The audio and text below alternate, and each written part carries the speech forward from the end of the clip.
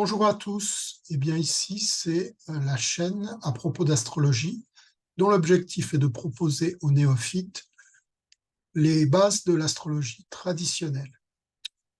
Le module numéro 1 de cette famille de vidéos s'intéresse aux 4 éléments en astrologie: le feu, la terre, l'air et l'eau. Ceci est la vidéo numéro 4. Dans les 3 premières, j'ai traité les signes de terre, les signes d'eau et les signes d'air.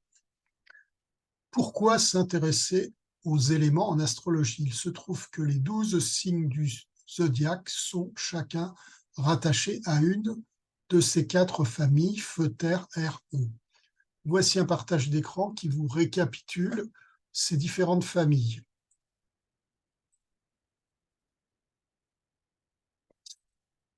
Les signes de feu sont donc le bélier, le lion, le sagittaire. Les signes de terre sont le taureau, la vierge, le capricorne. Les signes d'air sont les gémeaux, la balance, le verseau. Les signes d'air sont, les signes d'eau sont le cancer, le scorpion et les poissons.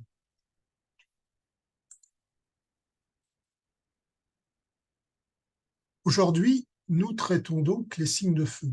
Alors, comment s'y prend-on pour étudier un élément? Nous avons une méthodologie bien spécifique. Le principe en est le suivant. Nous imaginons que nous disposons d'une boîte cubique de 1 mètre de côté, c'est-à-dire 1 mètre cube, et dans cette boîte cubique, nous versons une certaine quantité de l'élément que nous étudions. Et nous observons ce qui se passe au niveau physique, selon 4 critères. Je vous affiche les différents critères que nous utilisons.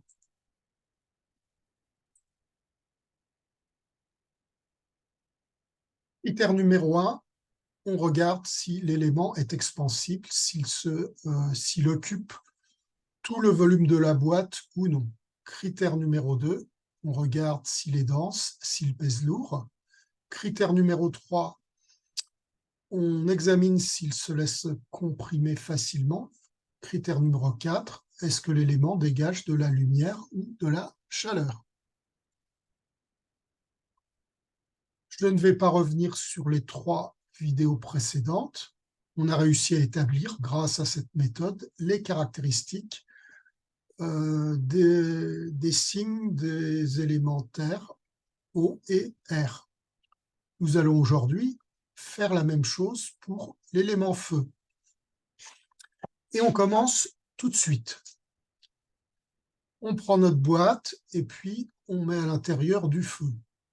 Alors, une remarque préalable extrêmement importante, c'est qu'on ne peut pas mettre dans la boîte du feu comme ça. On est obligé de mettre avec le feu l'élément qu'il brûle, et il est obligatoire aussi qu'il y ait de l'air dans la boîte, sinon ça ne brûle pas. On va donc imaginer qu'on met une allumette enflammée dans la boîte, avec une quantité d'air suffisante pour que le feu puisse consumer le bois de l'allumette. Première constatation extrêmement importante, le feu a besoin de la terre. Ici, c'est le bois de l'allumette qui joue le rôle de la terre, et a besoin de l'air. Ici, c'est l'oxygène de l'air qui joue ce rôle. L'allumette se consume, et quand elle est complètement brûlée, qu'est-ce qui se passe? Le feu s'éteint. Le feu est donc lié en totalité à la présence de terre et d'air. Sinon, il ne peut pas brûler.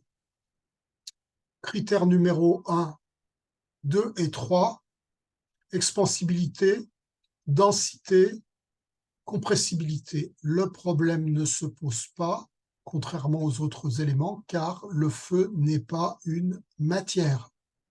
C'est juste une manifestation d'une réaction chimique. Donc on ne peut pas dire que le feu est expansible, on ne peut pas dire que le feu est dense, il ne pèse rien puisque ce n'est pas de la matière, et on ne peut pas dire que le feu est compressible puisque ce n'est pas de la matière, comme je viens de le dire déjà 2 fois. Le feu est donc un élément vraiment très différent des 3 autres. Critère numéro 4, rayonnement. Alors là, c'est différent. Le feu dégage bien évidemment de la lumière et de la chaleur.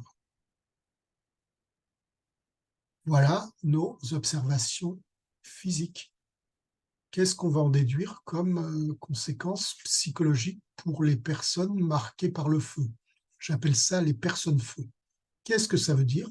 Ce sont des personnes qui, dans leur thème de naissance, possédaient au moins 3 planètes dans des signes de feu, Bélier, Lion ou Sagittaire. Ces personnes sont donc marquées par l'élément feu. J'appelle ça des personnes feu. Donc voyons en se servant de nos 4 critères, quelles conséquences cela peut entraîner pour les personnes feu. Pour le critère numéro 1, je vais prendre l'exemple que j'ai utilisé dans les 3 premières vidéos. J'imagine une personne marquée par le feu qui entre dans une pièce où se trouvent un certain nombre de personnes qui parlent entre eux, qui discutent, qui se connaissent, une certaine ambiance. On avait vu que les personnes terre ou eau, dans ce cas-là, se mettent en retrait, observent ce qu'il se passe. Les personnes terre sont méfiantes, les personnes eau sont impressionnées par l'ambiance qui règne dans ce groupe.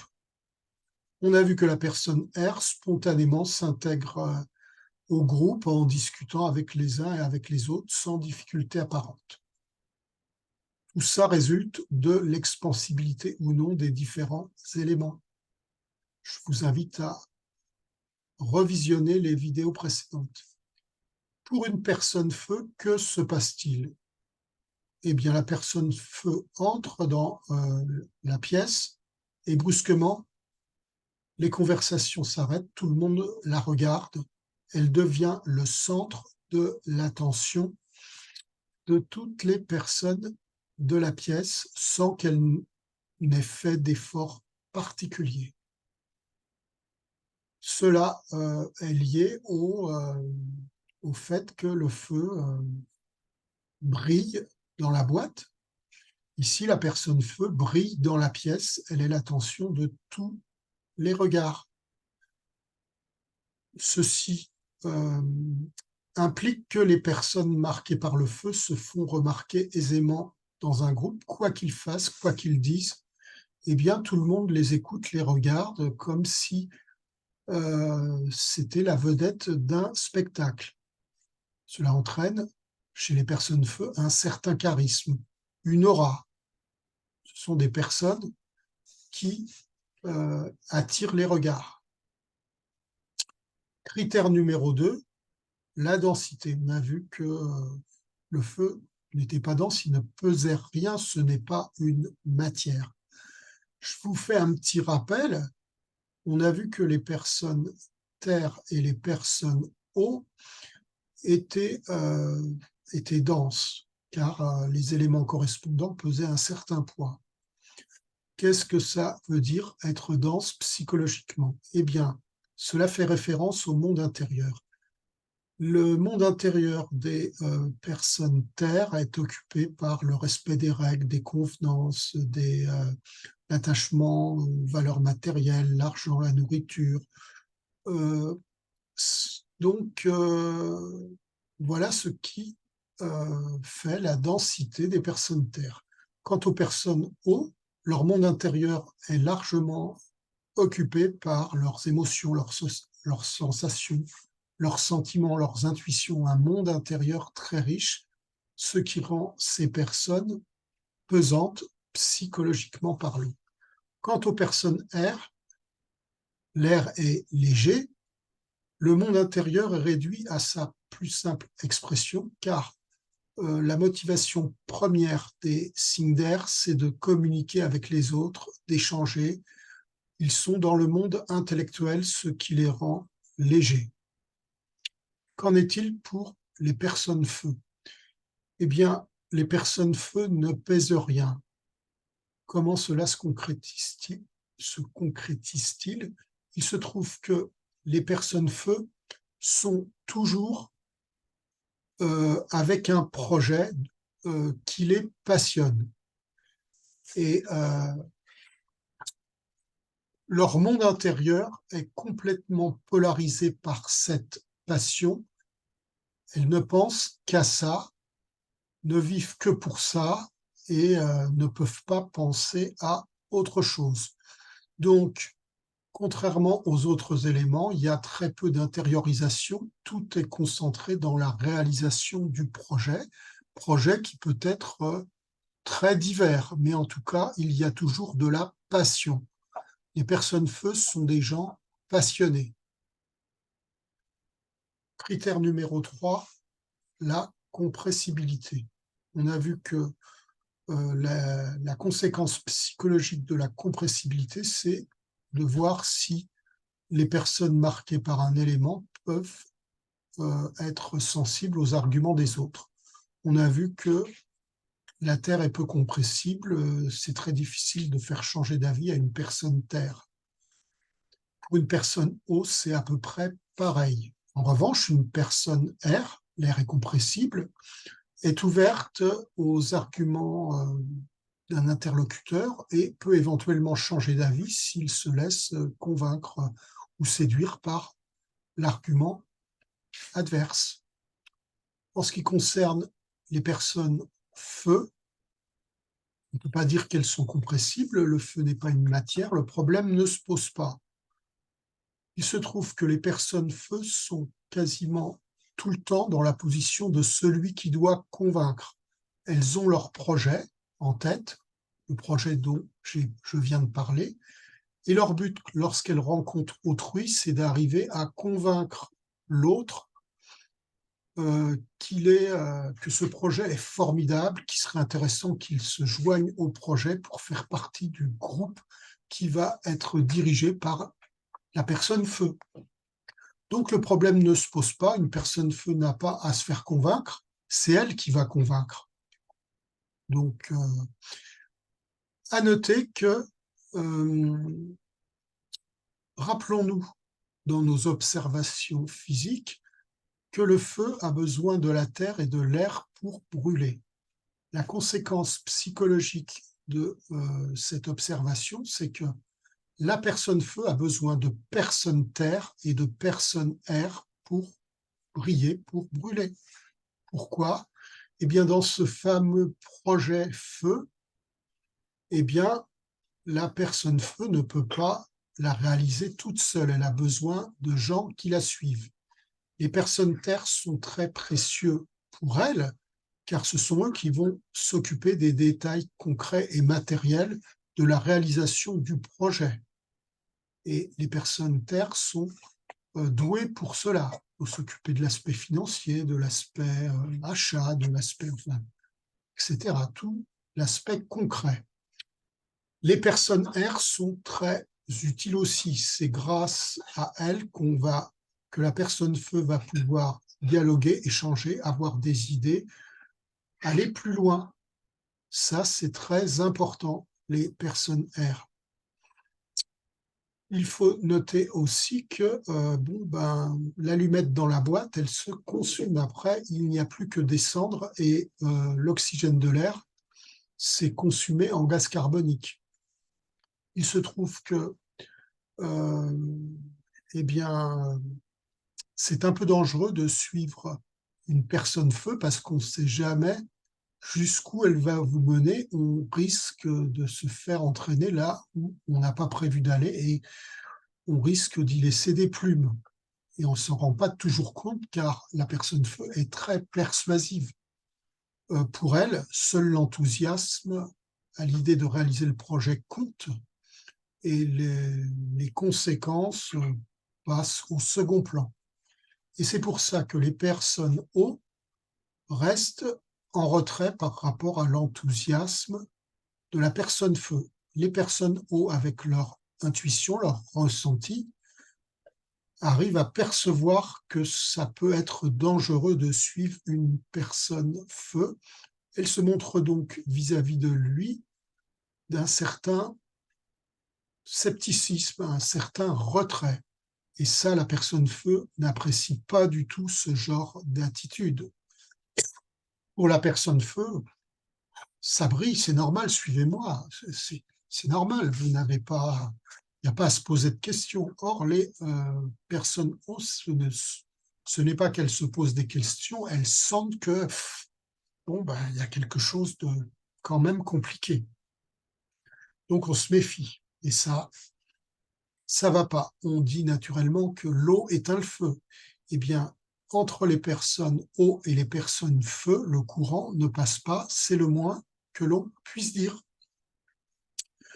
Critère numéro 4, le rayonnement. Alors, le feu émet de la chaleur et de l'énergie, et de la lumière.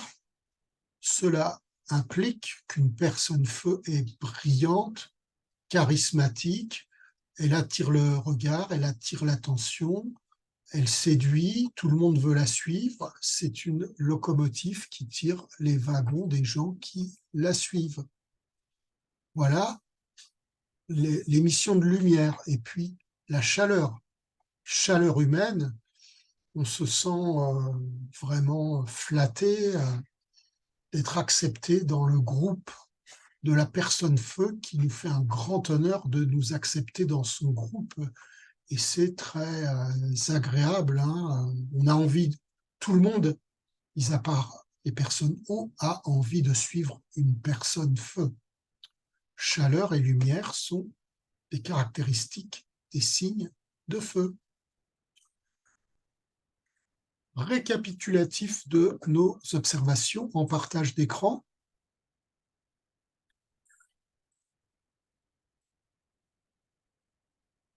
Caractéristiques des signes de feu. Les signes de feu sont brillants, charismatiques. Ils attirent l'attention sur eux spontanément. On les remarque facilement.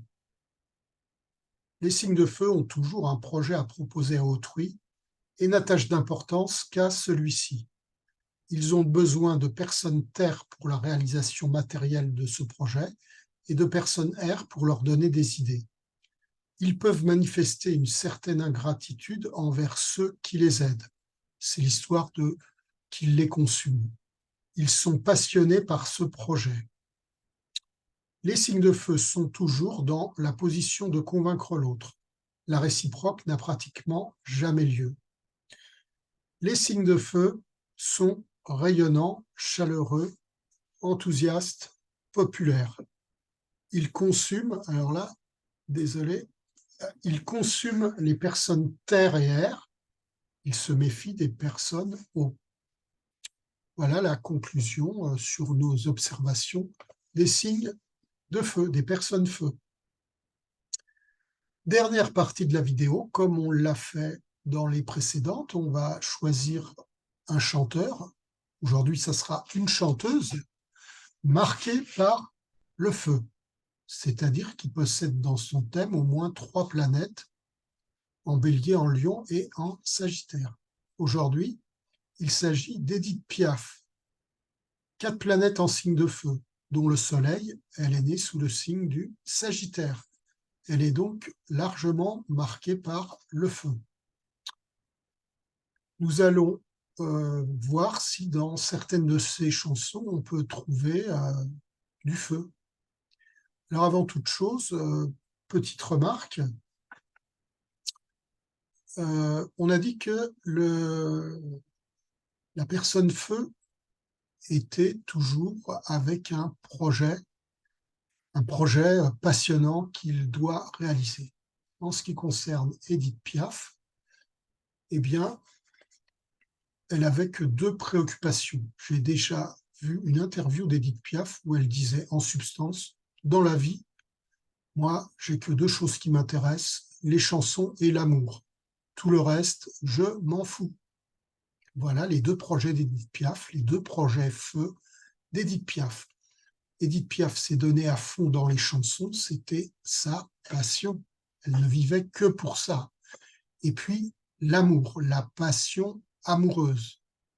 Elle a eu beaucoup de partenaires, mais à chaque fois, c'est comme si c'était le premier. Elle vivait des histoires d'amour intenses, chaleureuses. Elle ne vivait que pour ça. Voilà une caractéristique forte du feu chez Édith Piaf. Une autre remarque, je ne sais pas si vous avez déjà vu dans des vidéos Édith Piaf sur scène, c'était extraordinaire. C'était une femme de petite taille, toujours vêtue simplement, en général d'une robe noire. Elle arrivait, alors il y avait un jeu d'éclairage qui mettait en évidence sa petite taille et le côté simple et dépouillé de sa personne. Mais quand elle commençait à chanter, elle avait une voix qui subjuguait l'assemblée. Tout le monde se montrait quasiment hypnotisé par cette présence incroyable d'Édith Piaf qui chantait. Voilà le charisme du signe de feu, le rayonnement. C'était flagrant chez Édith Piaf. Bien, mais occupons-nous maintenant de ces chansons.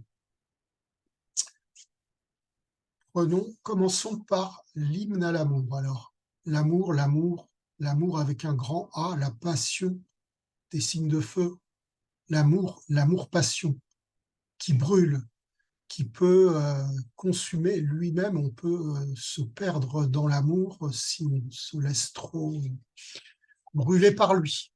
C'était le cas d'Édith Piaf et il y a beaucoup de chansons d'Édith Piaf qui expriment cet amour-passion caractéristique des signes de feu. Alors ici, l'hymne à l'amour. Le ciel bleu sur nous peut s'effondrer et la terre peut bien s'écrouler. Peu m'importe si tu m'aimes, je me fous du monde entier. Alors voilà, je me fous de tout sauf l'amour. Le ciel peut s'effondrer, la terre peut s'écrouler si tu m'aimes. Il n'y a pas de problème. Je suis contente. Je ne vis que pour ça. L'amour, avec un grand A. Oui, l'amour, l'amour. Toujours l'amour, avec les signes de feu. Alors, une autre chanson d'Édith Piaf, Mon manège à moi. Tu me fais tourner la tête. Mon manège à moi, c'est toi. Je suis toujours à la fête quand tu me prends dans tes bras. Je ferai le tour du monde. Ça ne tournerait pas plus que ça.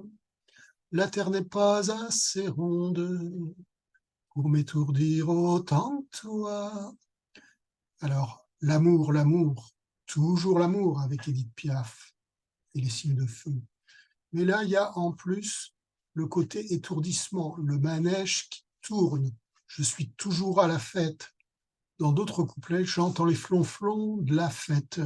Bon, ben, il y a une espèce de tourbillonnement, d'euphorie, de- on se perd dans l'énergie qui consume, l'énergie passionnelle de l'amour, de la fête, des flonflons. Et bon, ben, ça peut être dangereux, mais ça, c'est le risque à prendre. Et puis, une autre chanson, La Goualante du pauvre Jean. Là, c'est pas tout à fait la même chose. On peut dire que c'est un peu une complainte avec une morale. Je vous chante le premier couplet. Escourdez rien qu'un instant la Goualante du pauvre Jean, que les femmes n'aimaient pas, mais n'oubliez pas. Dans la vie, il n'y a qu'une morale. Qu'on soit riche ou sans le sou, sans amour, on n'est rien du tout. on n'est rien du tout. Alors, vous voyez, brave Jean, le pauvre Jean, il lui arrive plein de choses, il fait plein d'expériences de toutes sortes, mais au bout du compte, eh bien, les filles ne l'aimaient pas, donc sa vie n'a pas eu de sens. Sans amour, on n'est rien du tout. C'est la morale de cette complainte. Sans amour, on n'est rien du tout. C'est le fil conducteur de la vie d'Édith Piaf, cette vie marquée par le feu. Sans amour, on n'est rien du tout. Voilà, c'est la fin de cette vidéo. Alors, une petite conclusion. Êtes-vous marqué par la terre, par l'eau, par l'air ou par le feu? Pour ça, il faudrait compter les planètes qui se trouvent dans votre thème, voir dans quel signe ils sont, mais de toute façon, en règle générale, en grande majorité, on n'est jamais marqué par un seul élément. J'ai encore jamais vu de thème, et j'en ai vu beaucoup, où les 10 planètes se situaient dans 10 signes d'un seul élément. J'ai déjà vu 9, 1, mais 10, 0, j'ai jamais vu. Donc la plupart du temps, on a un peu des quatre. On est concret avec la terre, on est sensible avec l'eau, on est communicant avec l'air et on est passionné avec le feu. On a de tout partout, on est complexe. Donc,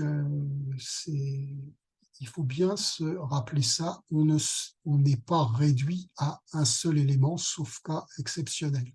En revanche, on a souvent un élément qui domine. Mais c'est rare qu'on ait que cet élément, il faut bien avoir ça à l'esprit. Que vont être les vidéos suivantes? Le module numéro 1 n'est pas encore tout à fait terminé. Dans la vidéo suivante, je vous proposerai quelques petits exercices destinés à voir si vous avez bien compris ce que sont les éléments. Et dans la vidéo d'après, je vous présenterai les solutions de ces exercices. Puis nous passerons au module numéro 2, mais je vous en parlerai d'ici là. Voilà, n'hésitez pas à liker si cette vidéo vous a plu, à partager, à vous abonner, et je vous dis bye bye, à très bientôt.